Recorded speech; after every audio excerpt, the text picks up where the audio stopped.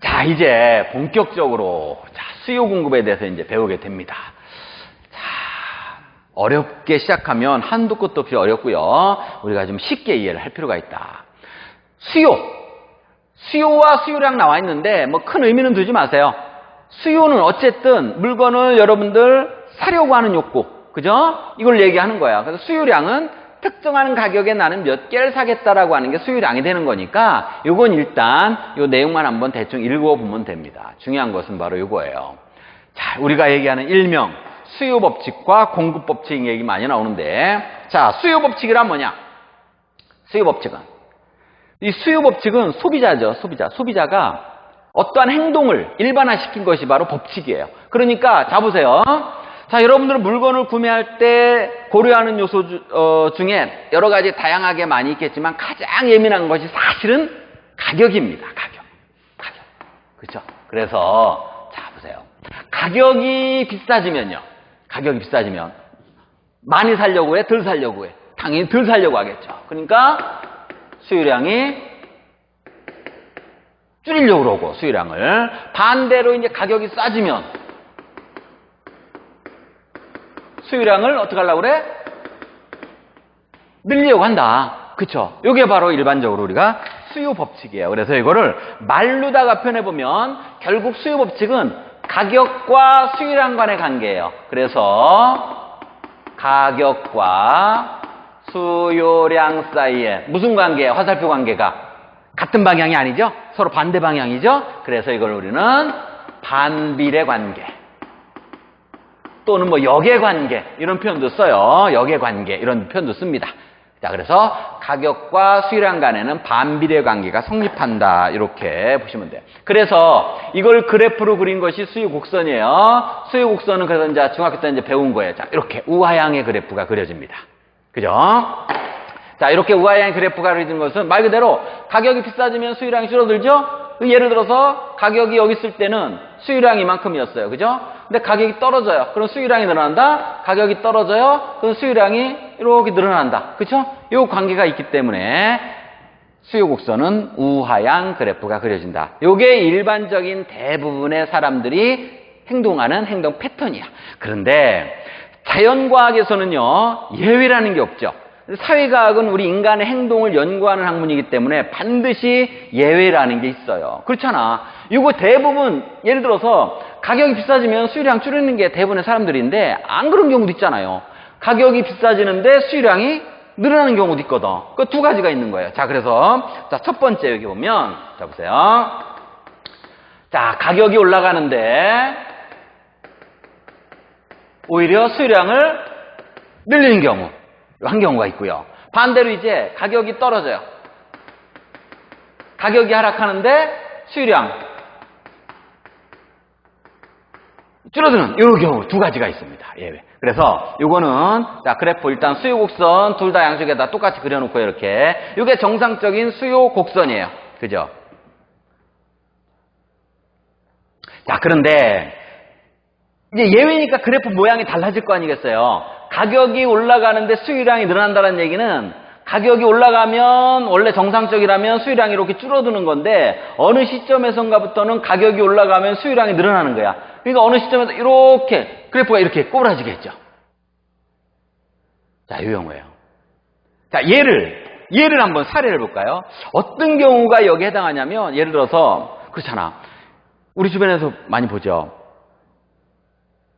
명품백이라고 하는 일명 소위 얘기하는 명품백이라고 하는 것은 가격이 비쌀수록 더 잘 많이 팔리는 경우가 있어요. 그리고 아파트도 마찬가지. 아파트 가격이 치솟는데도 불구하고 비싸지면 사지 말아야 되는데 수요가 계속 늘죠. 이런 게 이걸 우리는 뭐라고 얘기하냐면 매점.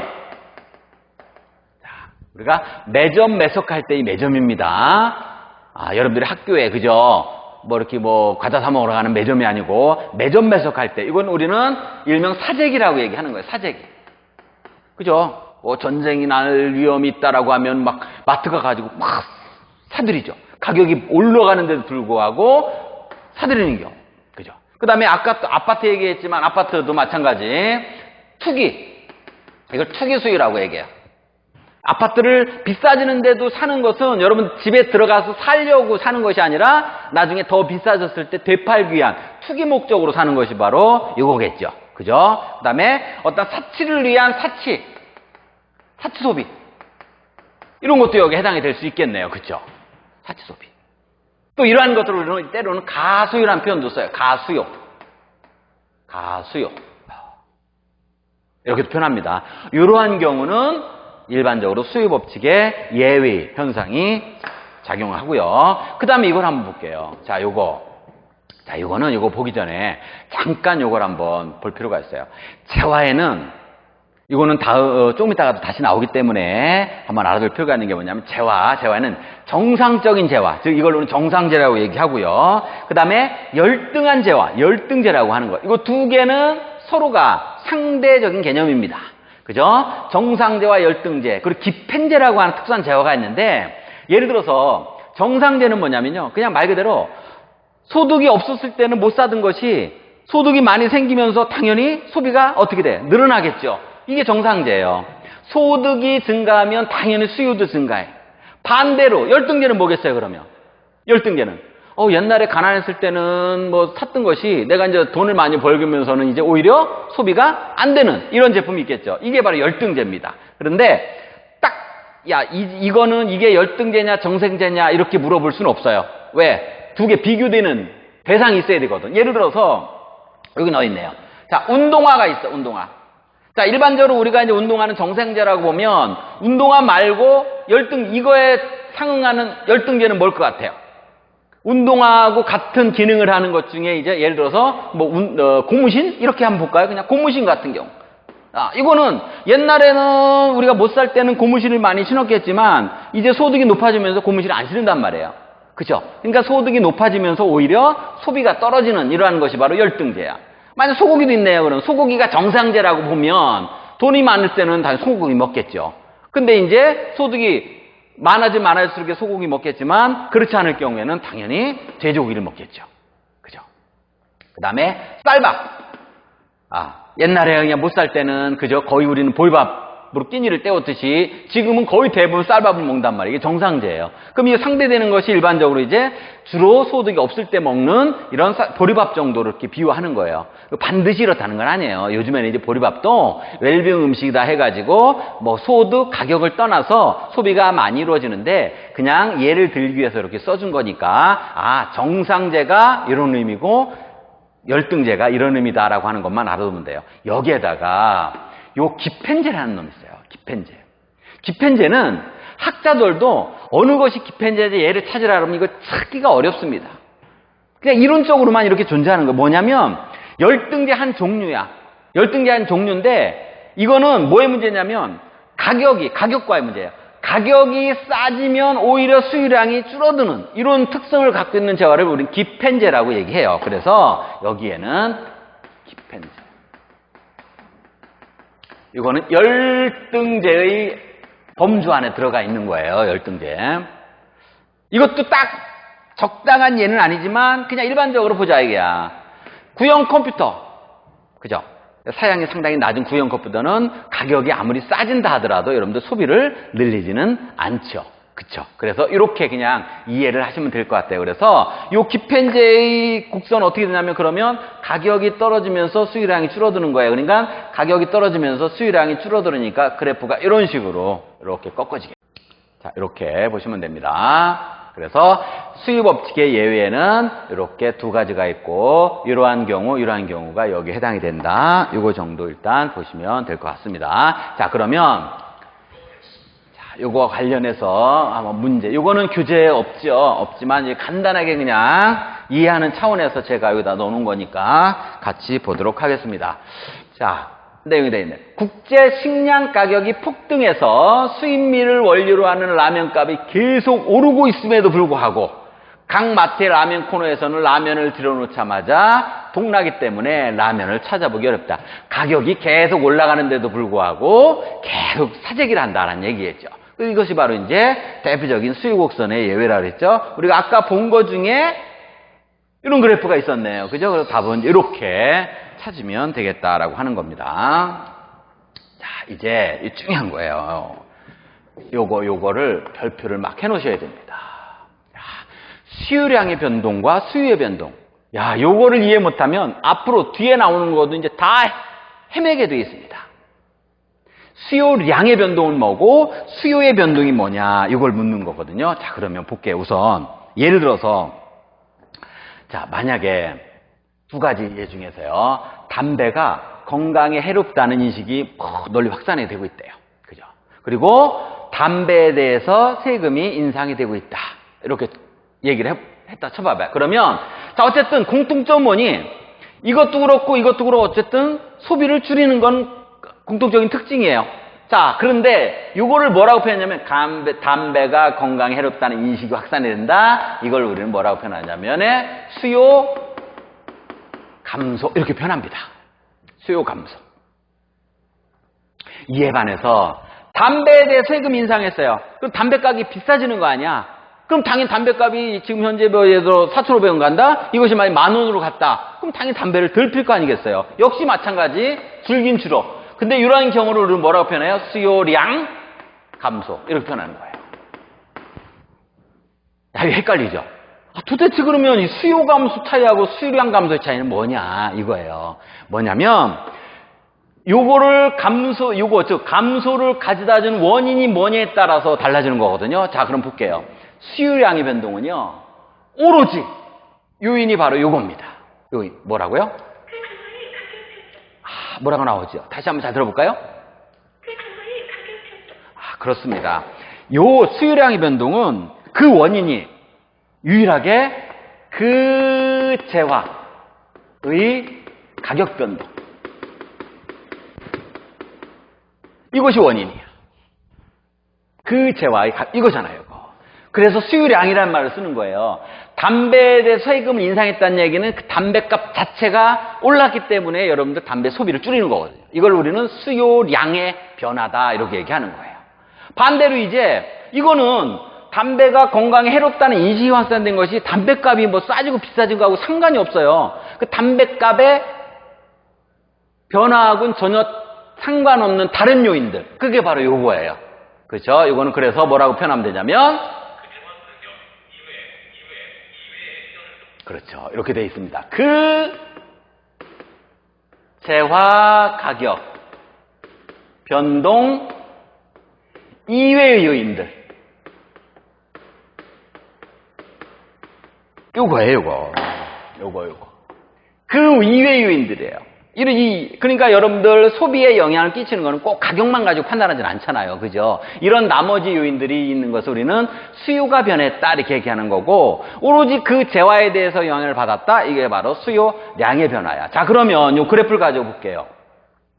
자, 일단 수요량의 변동은 어떻게 나타나냐면 자, 예를 들어서 현재 이 점의 가격에서 요거 이쪽이 가격이에요. 그리고 여기에 상응하는 수요곡선상 여기가 바로 이제 수요량입니다. 그죠? 이렇게 됐었는데 자, 예를 들어서 요 점이 요로 이동했다. 이걸 우리는 예를 들어서 A점이다 이렇게 가정을 하자. 이게 A. 여기는 A라고 했죠. 좀 A로 이동했다는 얘기는 왜 여기 있던 게 일로 간 거예요? 뭐 때문에? 이유가 뭐야? 이것 때문이잖아. 가격이 비싸진 거예요. 그죠? 그러니까 예를 들어서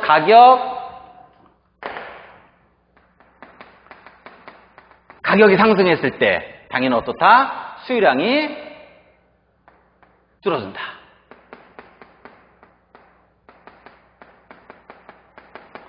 자, 이렇게 되는 거죠. 이렇게. 반대로 이제 요 점이 이동했다. 요 점 우리가 B라고 가정을 하자라고 그랬을 때, 요 B라고 가정을 했을 때, 여기로다가 이렇게 이동한 것은 뭡니까? 뭐 때문이야? 가격이 하락했기 때문이에요. 그죠? 그래서 가격 하락 시 어떻다? 거래량, 수요량이죠. 수요량이 증가한 거예요. 그래서 이 수요량의 변동은 이 수요 곡선이 하나가 나오고 이 곡선 상에서 점의 이동으로다가 막 나타나요. 이렇게 나타나는 원인은 뭐라고? 뭐 때문이라고? 바로 유일하게 요거 때문이라고. 요거. 이게 바로 수요량의 변동이에요. 이해가십니까? 그럼 이제 수요의 변동은 뭐니? 수요의 변동은요. 가격하고는 전혀 상관이 없어. 가격은 어제도, 오늘도, 그제도 그냥 똑같았어요. 가격은 똑같아. 그런데 자, 현재는 여기서 지금 여러분들 수요량이 이렇게 결정이 됐었는데 가격은 똑같은데 언제는 이만큼 구입을 하고 또 언제는 이만큼 구입을 해요. 자, 이것이 수요량이죠. 수요량이 늘고 줄고 하는 건데 결국 이렇게 이동을 하면 여기에 상응하는 수익선이 바로 이렇게 되겠죠. 이렇게 됩니다. 그죠? 그래서 이걸 우리는 B 라고 놓고요. 이게 바로 이제 우리는 수요 증가 이렇게 표현하는 거예요. 수요가 여기 있던 게 일로 증가한 거잖아요. 그죠? 수요가 증가한 거예요. 반대로 이제 여기로다가 이렇게 이동하잖아요. 이렇게. 이걸 우리는 A라고 그러죠. A.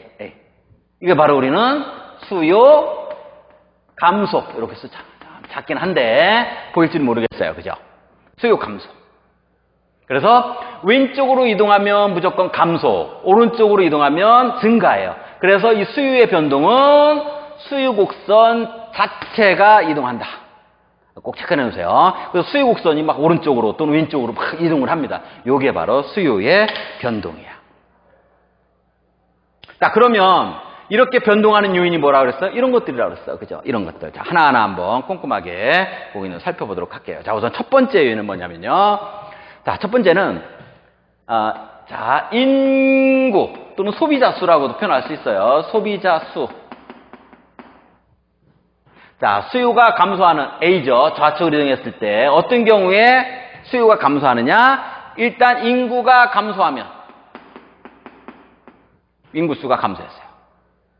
예를 들어서 매점을 볼까요? 매점은 학기 중에 더 많이 팔리겠어요? 아니면 방학 중에 더 많이 팔리겠어?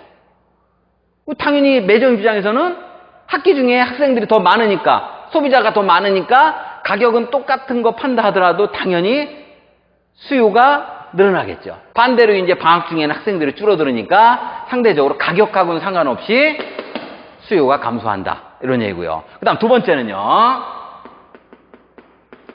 자, 우리가 앞에서도 정상제, 또 뭐 열등제 얘기했지만, 자, 정상제의 경우예요. 자, 정상제의 경우, 일반적으로 여러분들 예를 들어서 부모님한테 용돈을 오늘은 1,000원 받았고, 내일은 뭐 10,000원 받았고, 그 다음날 50,000원 받았고 했을 때, 용돈에 따라서 소비가 달라지죠. 당연히 많이 받으면 더 많이 소비가 이루어지겠죠? 그러니까 정상제의 경우, 당연히 뭐겠어요? 그러면 소득이 감소하면 수요가 줄겠죠. 어제는 10,000원 받았다고 오늘은 용돈이 5,000원밖에 못 받았다. 그럼 당연히 매점에 가서 사 먹는 그 소비량도 줄어들겠죠. 이겁니다. 그죠? 그 다음에 단순히 이런 것도 있겠죠. 나는 계속 콜라를 좋아해서 콜라를 먹는데 가격은 뭐 콜라나 비슷해요. 그죠? 근데 갑자기 뭐 콜라는 몸에 안 좋다. 예를 들어서 이런 소문이 나가지고 이제 갑자기 다른 거로다가 사이다로 뭐 바꿔 탄다든지 이런 경우예요. 그러니까 기호, 이걸 우리는 기호라고 얘기하죠. 또는 선호. 이걸 이게 줄어드는 거야. 자, 단순히 기호 또는 선호가 줄어들 경우. 자, 또 이런 경우도 있겠네요. 잘 보세요. 미래 가격이, 자, 두 글자 쓸 거고요. 뭐라고? 예상을 하는데, 예를 들어서, 현재 지금 어떤 제품의 가격이 내일부터 가격이 오를 거라고 예상하느냐 또는 내릴 거라고 예상하느냐에 따라서 수요가 감소하는 거거든요. 자, 어떨 것 같아요, 니네들? 내일부터, 예를 들어서 내일부터 이 미래 가격이 싸진대. 그죠? 그러면 지금 굳이 소비를 하려고 안 하겠어요? 안 하겠죠. 좀 기다렸다가 내일 소비해야지 하다 보니까 일반적으로 미래 가격이 하락할 것으로 예상을 하면 수요는 줄어듭니다. 그죠? 이해만 하시면 됩니다. 내일부터 가격이 이거 싸진데 그럼 지금 당장 안 산단 말이에요. 그러니까 안 산다는 얘기는 뭐니? 수요가 준다는 얘기겠죠. 그 다음에 요거는 조금 이따 밑에서 다시 설명을 하겠지만 요런 게 있어요. 대체재 가격 그리고 보완제 가격. 자, 요게 있습니다. 일단 요거는 써놓기만 하자. 자, 대체재 가격은 대체재 가격이 줄었을 때 수요는 감소합니다. 대체재 가격이 하락. 반대로 이제 보완재 가격은 상승을 했을 때 수요는 감소합니다. 이거 좀 이따 설명할 거예요. 그 밑에 바로 나옵니다. 대체재와 보완재의 가격에 따라서 수요가 늘기도 하고 줄기도 한다. 자, 그러면 수요가 증가하는 요인은 뭐니? 이거 다 반대겠죠. 자, 반대로 한번 여러분들이 쓰시면 됩니다. 제가 한번 써줄까요? 자, 한번 볼게요. 같이 씁시다. 자, 이쪽은 그러면요. 인구 또는 소비자 수 증가하면 수요 증가하겠고, 그 다음에 역시 마찬가지 정상제의 경우에 소득이 증가했을 때 용돈을 많이 받으면 수요가 증가하겠죠. 그 다음에 갑자기 기호나 선호가 증가했을 때, 그죠? 그 다음에 내일부터 미래 가격이 오를 거다. 상승을 예상하잖아요. 상승, 예상. 내일부터 가격이 오른대. 그럼 오르기 전에 구매를 막 하겠죠. 그 얘기입니다. 그 다음에 반대로 이제 대체재 가격 상승. 여기는 보완재 가격 하락. 자, 이 두 개는 조금 이따 설명을 할 테니까 일단 이걸 보세요. 그래서 이번 시간은 확실하게 뭐냐면 수요량의 변동과 수요의 변동이 어떤 차이냐. 이것만 일단 인식하면 돼요. 이런 것들은 그냥 이해하면 되거든요, 이거는. 아, 그럼 어떤 경우에 수요가 증가하고 어떠한 경우에 수요가 감소하느냐. 이거는 매번 보다 보면 이건 다 알게 돼 있어요. 자, 일단 우선 다 못 쓴 친구들은 스탑을 해놓고 쓰시면 됩니다. 자, 그러면 자 이제 잠시 교재 여러분들 프린트물 79번 문제를 한번 잠시 보도록 할게요. 자, 보겠습니다. 그림은 X의 수요 곡선이다. 가, 나 이동에 대한 설명으로 옳은 것은 뭐냐 그랬어요. 자, 여러분들 그동안 지금 설명한 거를 잘 좀 이해하셔야 됩니다. 예?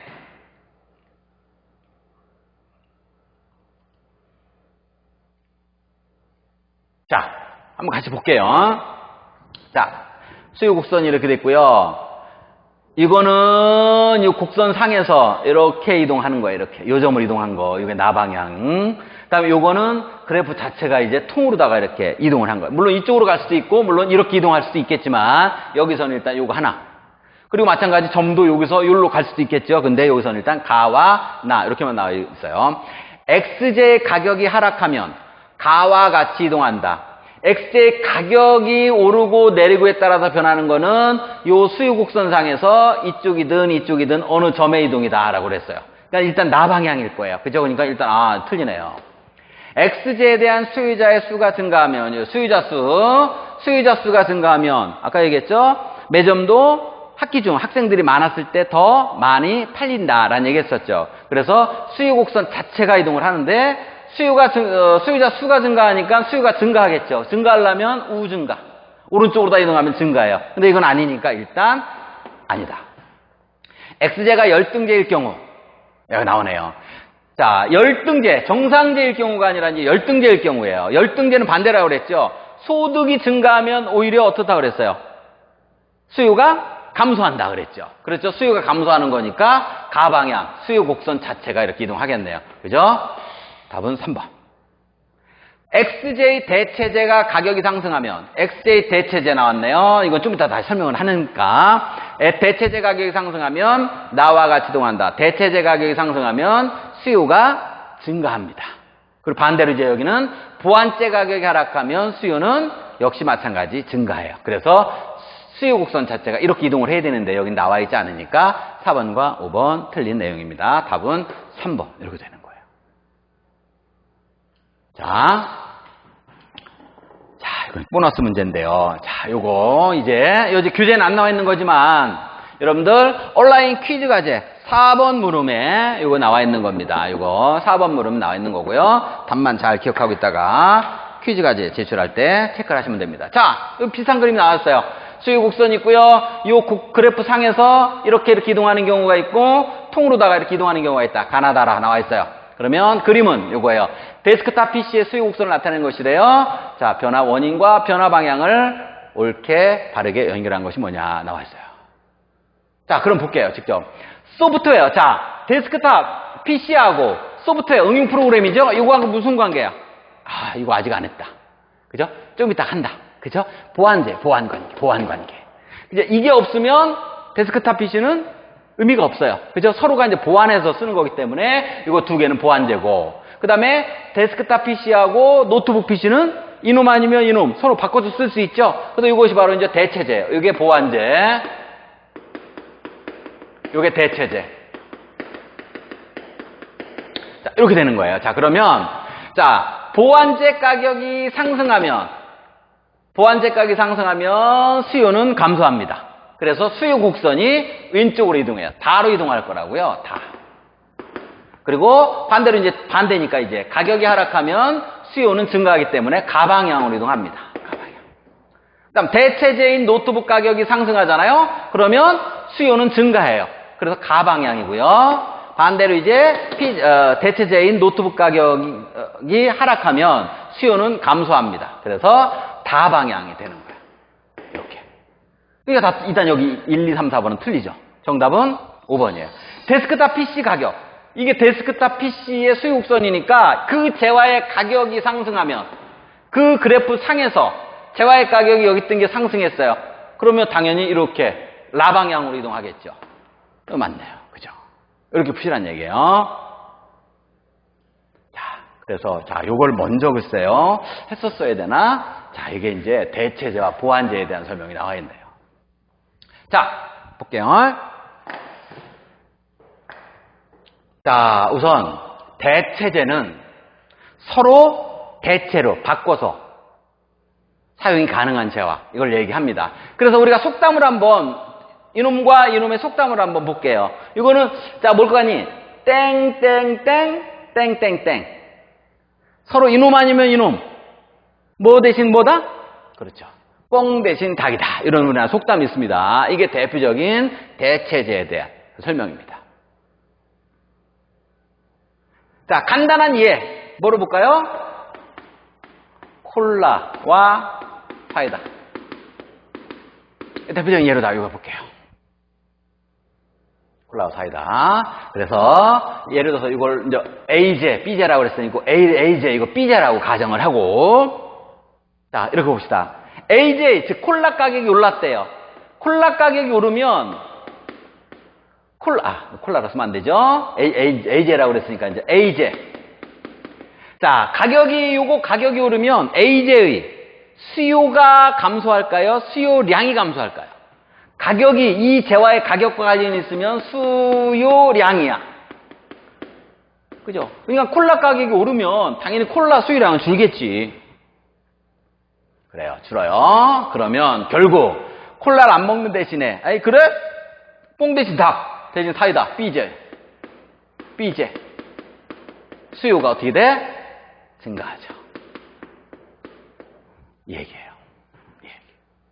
그래서 AJ의 가격과 B제의 수요 간에는 상승 증가, 즉 이동 방향이 같아요. 그래서 이 두 개는 비례 관계가 있습니다. 비례 관계.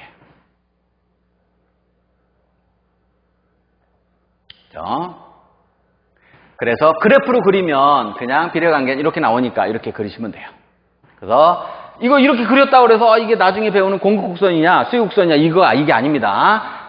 세로축과 가로축이 뭔지를 보고서 이거는 대체제냐 보완제를 묻는 건가 보다. 이거를 여러분들 이해를 하셔야 됩니다. 그래서 자, 요거의 가격이 올라가면 이거의 가격이 올라가면 그죠? B제의 수요가 증가한다. 그래서 비례 관계가 있기 때문에 이렇게 그래프가 그려지고, 그다음 보완제는 뭐니? 보완제는 서로 같이 소비했을 때 만족이 더 커지는 거. 이게 바로 보완제예요. 함께 사용하면 만족감이 커지는 재화예요. 그래서 우리나라 속담에 꼭 같이 뭔가 해야만 되는 이런 것들이 있어요. 그래서 이거 가는데 뭐 간다. 이런 얘기 있죠. 그렇죠? 바늘 가는데 실 간다.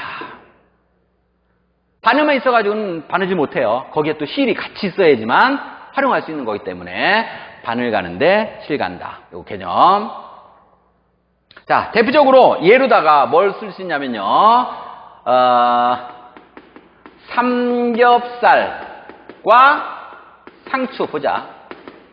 예를 드는 거예요. 어떤 애는 그렇지. 저는 삼겹살 먹을 때 상추 안 싸 먹고 그냥 고기만 먹는데요.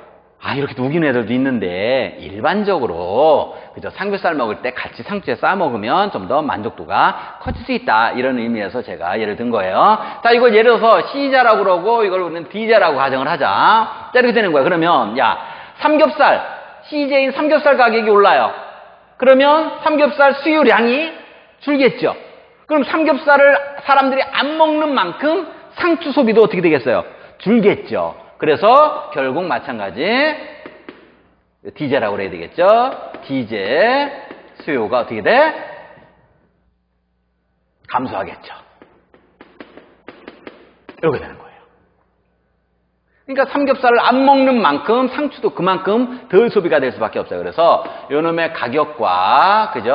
요놈의 수요 간에는 상승, 감소, 화살표 방향이 역으로다가 작용하기 때문에 반비례 관계가 있다. 이렇게 표현하고 그래프로 보면 이렇게 반비례 관계 이렇게 돼 있죠. 이거 가격이 올라가면 수요가 줄어들고 가격이 떨어지면 수요가 늘어나기 때문에 이런 그래프가 그려진다. 그래서 이 대체제와 보완제. 그래서 이거는 이게 대체제냐 이게 보완제냐라고 딱 하기 애매한 것들이 있어요. 예를 들어서 이런 예를 들어도 괜찮을까 몰라요. 소주와 맥주 이게 대체제냐 보완제냐 물으면 사람에 따라 달라요. 어떤 사람들은 그거 대체제 아니냐 같은 쥐류로서 소주 아니면 맥주 아니면 소주 서로 대체할 수 있는 거 아니냐 하는 사람도 있겠지만 어떤 애들은 그 보완제입니다. 그죠? 소주하고 맥주 말아먹을 때 기분이 제일 좋습니다. 이거 보완제입니다. 이렇게 얘기하는 사람도 있어요. 그래서 명확하게 이것이 보완제냐 대체제냐 딱 이렇게 구분할 수는 없지만 일반적으로 그 기본적인 개념만 여러분들이 이해를 하시면 되겠다. 됐죠? 자, 그러면 이제 바로 밑에 요거 88번 문제 프린트물 참고하세요. 보시면 됩니다. 미추진 기억 디귿에 대한 설명으로 옳은 것은 뭐냐 그랬네요. 닭고기, 삼겹살 나왔어요. 닭고기와 삼겹살은 서로 무슨 관계? 대체 관계. 삼겹살과 상추는 서로 보완 관계. 예를 들어 깻잎이 나왔다. 깻잎이 나왔어요. 그럼 상추와 깻잎은 역시 대처 관계. 이렇게 보시면 돼요. 자, 옳은 것은 기억은 니은의 보완제이다. 기억, 닭고기는 니은의 보완제. 그죠? 이게 보완제라고 생각을 하려면 어떻게 해야 돼요? 닭고기하고 삼겹살을 섞어가지고 비벼 먹는다든지 이래야 될 텐데, 좀 그거는 좀 억지죠. 그죠? 그래서 이거는 보완제가 아니라 대체제다. 대체제. 디귿은 니은의 대체제이다. 디귿은 니은의 대체제이다. 이거 설명으로 옳은 것을 보는 거예요. 보완제라고 했어요. 보완제. 그죠? 그 다음, 기억과 니은은 함께 사용함으로 소용이 커진다. 기억과 니은은 함께 사용하는 것이 아니라 서로 대체 관계에 있는 거니까 아니죠. 기업의 공급이 증가하면 니은의 수요가 증가한다. 이건 잘 이해하시면 돼요. 만약에 이거 공급이 증가하잖아요. 공급이 늘어나면 닭고기 가격이 어떻게 될까? 싸지겠죠. 그죠? 그럼 닭고기 가격이 싸지면 닭고기를 많이 먹겠죠. 상대적으로 삼겹살을 덜 먹겠죠. 그죠? 그러니까 아니고. 답은 5번이네요. 체크가 됐네요. 니은의 가격, 삼겹살 가격이 싸지면 디귿의 수요가 증가한다. 그죠? 당연히 이게 싸지면 이걸 많이 먹겠죠? 많이 먹으면서 당연히 상추도 더 많이 먹게 된다. 그래서 답은 5번 이렇게 찾으시면 된다. 그죠?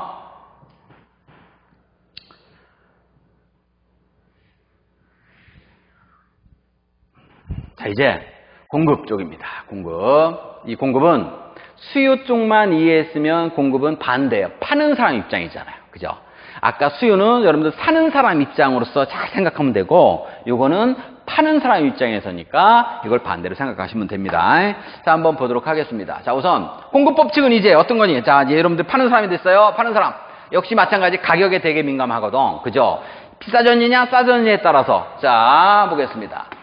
가격이 올라가면 공급량은 당연히 비싸졌으니까 늘리려고 해요. 누구나 다 이런 행동을 해요. 그 다음 반대로 이제 가격이 싸지면 어떻게 해요? 공급량을 다시 줄이려고 합니다. 그래서 공급법칙은 가격과 공급량 사이에 화살표 방향이 같은 방향으로 움직이기 때문에 비례 관계 또는 뭐 정의 관계 이렇게 표현을 합니다. 정의 관계. 그래서 이걸 그래프로 그리면 비례 관계 이렇게 그려지죠. 그죠? 그래서 예를 들어서 가격이 여기 뜬 게 가격이 떨어지면 그죠? 가격이 떨어지면 공급량을 이렇게 줄이게 된다. 그래서 이런 그래프가 그려지는 거고요. 자, 역시 마찬가지 수요법칙에도 예외가 있었듯이 공급법칙에도 예외가 있습니다. 이거는 공급법칙의 예외는 세 가지가 나와 있는데 우선 이 예외 이거 있죠. 원래 이것이 기본적인 법칙이야. 가격이 비싸지면 공급량이 늘어난대요. 근데 이제 예외란 얘기는 반대예요. 예를 들어서 가격이 올라가요. 근데 공급량 줄여. 요거 하나가 있겠고. 그죠? 요거 하나. 그 다음에 이제 요거 반대. 가격이 싸지면 공급량을 줄여야 되는데 오히려 공급량을 어떻게 늘리는 경우가 있다. 이거 하나는 뭐니? 이거 하나는요. 자, 가격이 오르든 내리든 상관없이 공급량 일정한 경우. 자, 요거 있습니다. 요거는요. 자, 그래서 그래프. 자, 그래프를 그리면 자, 원래 정상적인 공급곡선이 이렇게 돼 있죠? 공급선. 두 개만 그리세요. 이거는 놔두고요. 이거는 모양이 다르니까 이건 놔두고. 이거 두 개부터 먼저 볼게요. 자, 가격이 올라가는데 공급량이 줄어든다는 얘기는 이거죠. 가격이 올라가는데 올라가면 공급량을 늘려야 되거든요. 근데 줄어든다는 얘기는 이렇게 되는 거예요. 이렇게. 가격이 비싸지는데 가격이 올라가는데 왜 공급을 줄일까? 늘려야지. 그죠? 근데 이게 예외니까 이거예요. 자, 얘는요. 요거 하나가 있습니다. 노동시장에서 자, 대표적인 게 자, 이거예요. 노동의 곡선은 이렇습니다. 노동의 공급곡선. 이게 무슨 얘기냐면 잘 보세요. 자, 이거는 여기서 볼게요. 자, 이제 노동이 이렇게 돼서 이 모양이죠? 이렇게 어느 정도까지는 올라가다가 어느 순간에서부터는 오히려 이제 노동시간, 공급량을 줄인다는 얘기거든? 무슨 얘기냐면, 일단 요 앞쪽에 있을 때는, 예를 들어서, 야, 시간당 1,000원 줄게. 이래 할까? 야, 시간당 10,000원 줄게. 그럼 1시간 할 걸 2시간 뭐 하려고 하겠죠. 야, 시간당 20,000원 줄게, 30,000원 줄게, 40,000원 줄게. 올라갈수록에 당연히 일을 더 많이 하려고 합니다. 그죠? 노동의 공급을 늘리려고 해요. 그런데 이게 무한정 그렇게 되는 것이 아니라 어느 시점에 와서는 이제 왜 이렇게 해서 내가 이제 돈을 엄청나게 천문학적으로 벌었어요. 내가 수천억이 있어. 그럼 수천억이 있는 상태라면 그때부터는 아무리 임금을 더 준다 하더라도 굳이 밤새면서 일하려고 안 합니다. 왜? 나도 이제 여가를 즐기고 휴식을 취해야 될 거 아니야. 그러니까 이때부터는 아무리 임금이 올라가도 어느 순간에서부터는 이렇게 줄이려고 합니다. 그래서 노동의 공급곡선 이런 모양이 그려지고 일반적인 상품 시장에서는 주로 뭐가 있니? 매석 이 경우에요. 매석. 자, 우리가 지난 앞에서 수요곡선의 예외에서 매점, 사재기라고 하는 얘기 했었죠. 매점 매석할 때 매점. 그죠? 매점은 그냥 막 사재 끼는 거야. 가격이 막 천정고지로 뛰어도 무조건 사재 끼는 거. 그럼 매석은 뭘까? 반대. 팔아재 끼는 거야? 팔재기야? 아닙니다. 매석은 말 그대로 판매하는 것을 애석하다, 슬프다 이런 의미거든요. 그러니까 판매하는 것을 애석한다는 얘기는 판다는 얘기, 안 판다는 얘기야. 안 판다는 얘기. 쫙 쟁여놓는다는 얘기죠. 왜? 더 오를 거. 요때 기다리는 거야. 더 오르고 있는데도 불구하고 안 팔고 더 오를 때까지 기다리는 거. 요게 바로 매석이에요. 그 다음에 요거 가격이 떨어지는데 공급량을 줄인다라고 하는 부분은 그래프상으로는 어떻게 그려질까요? 가격이 떨어지는데 공급량을 줄여야 되는데 오히려 공급량 이렇게 느리는 경우가 있어요. 이렇게 느리는 경우. 어떤 경우가 여기 해당이 가격이 뭐 싸지는데도 불구하고 막 팔아치워. 여러분들 마트에 가면 신선식품 같은 코너에 가면 폐점 시간 가까운 요 시간대 가보세요. 가면은 평상시 낮에는 5,000원에 팔던 게 그냥 막 싸게 막 팔아제낍니다. 근데 이게 우리는 떨이 또는 덤핑이라고도 얘기하는 표현도 있는데 이건 써는 그만하세요. 떨이 판매 같은 경우 그건 여기에 해당이 돼요. 그죠? 왜? 어차피 이거 놔둬봐야 안 팔려봐야 버리니까. 그죠? 신소득가 떨어지면 생명은 끝나는 거잖아요. 그러니까 이런 경우는 이런 그래프가 그려지고 요거 하나는 뭐니? 가격이 오르든 내리든 공급량이 항상 똑같아. 요 공급량이 항상 똑같다. 이렇게 수직선으로 나타납니다. 이건 어떤 경우니? 예를 들어서 야 이거 뭔지 모르지만 이거 하나에 수십억 간대. 어라? 조금 지나니까 수천억 간대. 어라? 좀 더 지나니까 뭐 몇조 원 간대. 이렇게 아무리 가격이 오른다 하더라도 야 빨리 만들어 공급해. 이럴 수가 없는 거 있죠. 뭐가 있을까? 그렇지. 골동품. 모나리자 원본 골동품은 하나예요. 그죠? 아무리 모나리자 가격이 천문학적 가격이 간다 한들 이걸 어떻게 만들어서 팔면 이건 다 위작이 되는 거예요. 모조품이 돼버리기 때문에 가치가 떨어지죠. 이런 경우는 바로 이런 그래프가 그려지겠죠. 이런 것도 여기 해당이 돼요. 대부분 토지 같은 경우도. 토지는 뭐 땅값 비싸진다고 그래서 토지를 어떻게 뭐 늘릴 수 있는 그런 건 아니죠. 그죠? 그래서 토지 같은 경우도 여기에 이렇게 해당이 된다. 자, 그래서 요거 간단히 정리하고요. 자, 그 다음에 이제 교재 45쪽 81번 문제 한번 보도록 하겠습니다. 자, 62년도에 생산된 A사 자동차 모델이 4,840만 달러에 팔려서 역대 차량 경매가 최고 기록을 가르쳤다. 이는 1962년도에 36대만 생산되어 희소성이 높기 때문이다. 이거 방금 이제 예외 곡선 나온 거예요. 그죠? 뭐 이거는 똑같은 걸 이게 아무리 비싸다 하더라도 그때 당시에 만든 자동차 아니기 때문에 새로 만든다 한들 그거는 위작이에요. 그죠? 모조품일 수밖에 없죠. 그래서 바로 이제 공급선의 예외 수직선 형태를 띌 것이다. 이게 바로 정답이 되겠다. 자, 그럼 마찬가지 마지막 요거. 자, 수요의 변동과 수요량의 변동 배웠듯이 공급의 변동과 공급량의 변동 한번 정리를 해보도록 할게요. 자, 보겠습니다. 역시 마찬가지. 공급량의 변동. 량의 변동은 원인, 유일하게 이거를 가져다 주는 변화, 원인은 바로 뭐 때문이야? 그 재화의 가격, 밑줄 그세요. 그 재화의 가격 변화에 따라서 변하면 이게 바로 공급량의 변동. 반대로 공급의 변동이라는 얘기는 그 재화. 그렇죠. 그 재화 가격 변동 이외의 어떤 여러 가지 요인들이에요. 그게 바로 요런 것들이라는 얘기거든. 자, 그래서 이거부터 보면요. 자, 예를 들어서 현재 여기에서 이렇게 이 가격에 현재 이만큼 공급을 하고 있어요. 그죠? 자, 이렇다가 이제 A점이 바로 여기라고 쳐봐봐요. 이렇게 여기가 A라고 가정을 하세요. A라고 가정을 해. 그럼 가격이 여기로 이동했다는 얘기는 뭐야? 이렇게 이동했다는 얘기는 가격이 올랐을 때 거래량이 늘어난다. 즉 공급량, 이 공급량이라고 하는 표현을 써야 돼요. 공급이라고 쓰면 틀리는 거고요. 공급량 증가. 이렇게 쓰면 되고. 반대로 이제 여기에서 요 B점으로 이동했다. 요 B점으로 이렇게 이동했다. 이렇게 이동했다.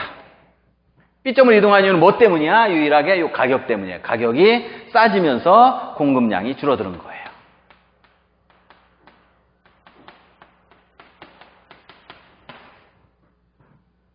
이렇게 되는 겁니다. 자, 그러면 자, 마찬가지 이제 공급의 변동은 가격은 어제나 그제나 똑같아요. 가격은 똑같은데 언제는 이만큼 공급을 했다가 또 언제는 이만큼 공급을 하고 또 언제는 이만큼 공급이 되더라라는 얘기예요. 그죠? 가격은 상관없는데 바로 그래프가 이렇게 아이고 안 맞았네요. 이렇게 이동을 해요. 그래서 이렇게 이동하면 이게 바로 우리는 B라고 가정을 해요. 그러면 이것이 공급 증가. 반대로 이제 요게 이렇게 이동을 할 거 아니겠어요? 이렇게 이동해서 이렇게 가면 이걸 우리는 A. 그래서 공급 감소. 수요도 마찬가지, 공급도 마찬가지. 무조건 그래프가 오른쪽으로 이동하면 증가, 왼쪽으로 이동하면 감소입니다. 그래서 이거는 공급 곡선 자체가 이동한다. 자체가 이동한다. 그래서 일단 그 요인을 한번 이제 여기는 좀 정리가 되어 있으니까 정리하도록 하겠습니다. 우선 첫 번째 생산비. 자, 생산비, 물건을 만드는 비용, 인건비가 상승했다든지 원자재 가격이 상승했다든지 하면 당연히 그만큼 물건을 적게 만들 수밖에 없죠. 이게 상승하면 공급은 감소합니다. 그 다음 공급자 수, 물건을 공급하는 수 또는 외국에서 수입해 오는 것이 당연히 줄어들면 그만큼 공급이 줄겠죠. 그러면 공급자 수의 감소 이렇게 하면 되고요. 그 다음에 막 생산 여건이 지금 코로나 뭐 그죠, 예를 들어서 요즘처럼 이런 것 때문에 여건 자체가 안 좋아졌어요. 그러니까 생산 여건이 악화됐다. 그럼 예전에 10개 만드는 것을 5개밖에 못 만든다. 이런 상황이 된단 말이죠. 그 다음에 정부가 그 회사에 어떤 조세, 세금을 물리잖아요. 그럼 그 세금을 낸 만큼 그만큼 공급을 줄일 수밖에 없습니다. 그러니까 비용이 늘어나는 거니까. 그 다음에 요거를 보세요. 예를 들어서 다음 달부터 자 이제 공급이 여러분들 오너라면 공급을 좀 늘려라 또는 줄여라 이걸 명령을 내드릴 거 아니야. 자 그러면 예를부터 내일부터 가격이 어떻게 예상할 때 공급을 줄이겠어요? 지금 현재 공급을 만약에 팔지 마! 라고 이제 명령을 내릴 거 아니야. 그럼 어떤 경우가 돼요? 내일부터 가격이 오르니까 지금 공급을 스톱해라 이거겠죠. 그러니까 미래 가격이 상승 예상할 때 그럼 당연히 공급을 줄여야 돼요. 왜냐하면 놔뒀다가 오르면 팔면 그게 낫잖아. 그죠? 그 다음에 진입장벽. 국가에서 어떤 여러 가지 제도나 정책적으로 진입장벽을 강하게 막아요. 그러니까 내가 이거 만들어서 나도 공급하고 싶어도 국가에서 못하게 막는다? 그럼 당연히 공급이, 전체적인 공급은 줄겠죠. 그 다음에 경기 전망. 이거 뭐 한 달 후에 경기가 이거 참 안 좋을 것 같아. IMF 이후에 최고의 그 불경기가 올 것 같아. 라고 전망을 하면 괜히 물건을 많이 만들어 놨다가 낭패를 볼 수 있으니까 이런 경우는 공급을 줄여야 되겠죠. 즉 비관적 경기 전망 이렇게 표현하면 돼요. 반대로 이제 공급을 늘려라 라고 할 때, 공급을 증가할 때는 이거 다 반대예요. 그죠? 생산비나 인건비가 되게 싸졌어요. 이제 하락. 그 다음에 공급자 수, 수입이 증가했어요. 엄청나게 막 공급하는 사람도 많고 외국에서 수입도 많이 해오고 했다. 그렇다. 그 다음에 이제 생산 기술 이것이 좋아졌다. 생산 기술 혁신을 가져다 줬다. 물건을 만드는 기술이 획기적으로 좋아졌어요. 그럼 당연히 공급을 늘릴 수가 있겠고요. 국가에서 정부가 여러분들한테 보조금을 대줬어요. 야 이거 물건을 만드는데 국가에서 이렇게 보조금 대줄게. 그럼 그만큼 여유가 생기니까 당연히 공급을 증가하겠고요. 반대로이죠. 야 내일부터 가격이 좀 싸질 것 같아. 그럼 싸지기 전에 빨리 지금 공급을 늘려야 되겠죠. 그러니까 가격 하락이 예상이 되면 당연히 공급을 늘려야 된다. 그 다음 진입장벽을 완화시켜서 이제 너도나도 물건을 공급할 수 있는 여건이 되면 공급이 증가하겠고요. 그 다음에 이제 반대로 이제 낙관적으로 야 이제 경기가 좀 있으면 좋아질 것 같아. 좋아질 때 팔아야 되니까 지금 어떻게 해야 돼? 공급을 늘려야 되겠죠. 그래서 낙관적 경기 전망 이렇게 되어 있습니다. 자, 요거는 한두 번 여러분들 봤다고 그래서 이해가 되는 것이 아니기 때문에 몇 번 계속 반복해서 여러분들 보시면 될 것 같아요. 그러면 자, 마지막으로 이제 교재 45쪽 요 문제를 풀어보고 마무리를 하는 거로 하도록 할까요?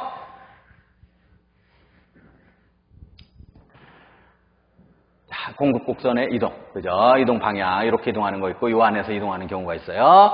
요 안에 이동하면 공급량의 변동, 그래프가 이동하면 공급의 변동, 이거는 꼭 머릿속에 염두에 두고 보도록 할까요? 자, 구제역 전염병이 발생하면 공급 곡선은 가로 이동한다 그랬어요. 구제역 전염병이 발생하면 공급은 당연히 어떻게 됐어요? 돼지고기 시장에서 공급이 막 때는 살처분하잖아요. 그죠? 그러니까 공급은 줄어들겠죠. 그죠? 옳지 않은 것을 고르는 거니까 당연히 가로 이동하겠죠. 이동한다. 맞고.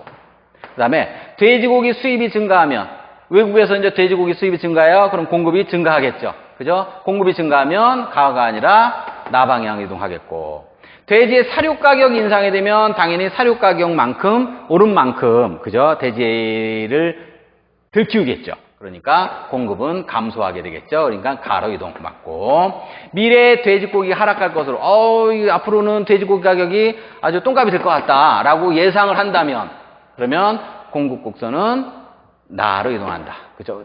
지금 당장 늘려야 되니까, 그죠? 지금 늘려야 되니까 나로 이동하고 공급 증가. 돼지 생산량을 늘릴 수 있는 사육 방법이 개발되면 당연히 곡선은 증가가 되겠죠. 그죠? 돼지를 더 많이 키우겠죠. 그래서 답은 2번 이렇게 된다라고 하는 겁니다. 그죠? 자, 이렇게 해서 자, 일단 그 다음 단원으로 넘어가기 전에 사실은 여기에서 기초적인 이해를 하지 않으면 다음 단원 넘어가서도 이게 뭔 말인지 이해가 잘 안 갑니다. 그죠? 그래서 다음 시간 거를 배우기 전에 이거 이해가 안 가면 한 번 더 여러분들 보면서 꼭 정리를 해두기를 바랍니다. 자, 어쨌든 고생했고요. 빨리빨리 하루빨리 계약이 돼서 여러분들 대면 수업을 했으면 좋겠습니다. 예, 고생 많이 했습니다. 고맙습니다.